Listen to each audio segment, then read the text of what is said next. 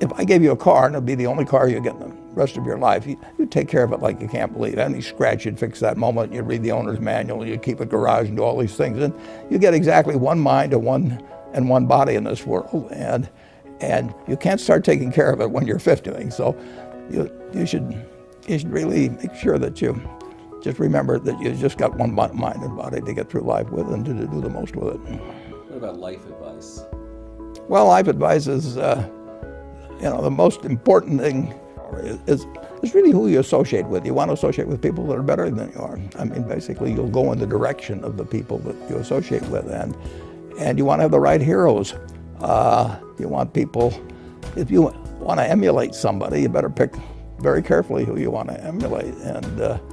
And when, obviously, you can't pick your parents. They're going to have an enormous influence on you, but you don't get a choice on that. But you get choices as you go down the line, and who you admire, who you want to copy, and the most important for most people in terms of that decision is their spouse. It's also important in terms of a partner in business, but the partner in life is the most important one. You want to pick a spouse that's a little bit better than you are. Biggest mistakes people make when investing? Well, they try to, they just don't realize that all you have to do is just buy a cross-section of America and then never listen to people like me or read the papers or do anything subsequently. They think that because you can trade, you should trade. You buy a farm, you buy an apartment house, you can't resell it tomorrow, and the cost of moving around.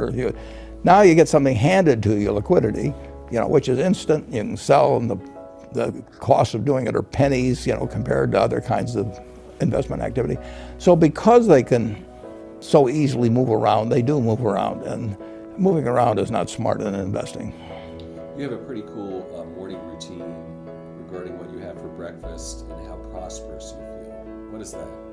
Well, I eat exactly what I like to eat.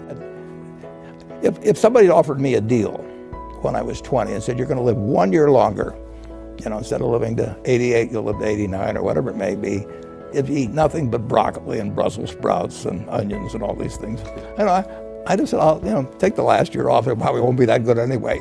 So I eat what I like to eat. Is business school worth it? Depends on the person. Much more than it depends on the school. I mean, I wouldn't worry. Some people are going to get a lot out of advanced education, and some people are going to get very little. And I don't even think it's important that every person go to college at all. I mean, we have all kinds of jobs at 70 or so thousand a year, or 80,000 a year, that college training is not of use. And I actually was not keen on going to college myself. Yeah, my dad kind of jollied me into it. He could get me to do anything, but I knew I could have a good time, and I liked investing, and I didn't really feel I could read the books.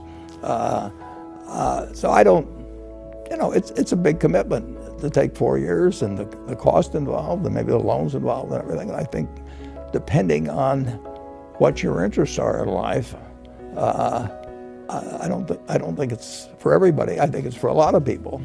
But there ought to be a reason you're going. And I didn't really see much reason. Warren, how would you define true success?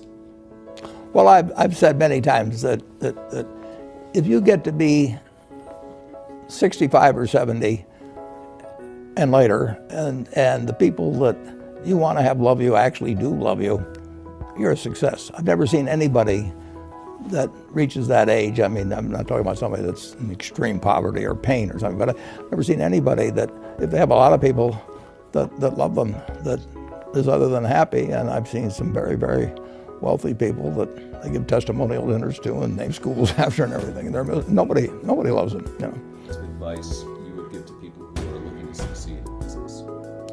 Well, by far the best investment you can make is in yourself. I mean, if you invest in yourself, nobody can take it away from you.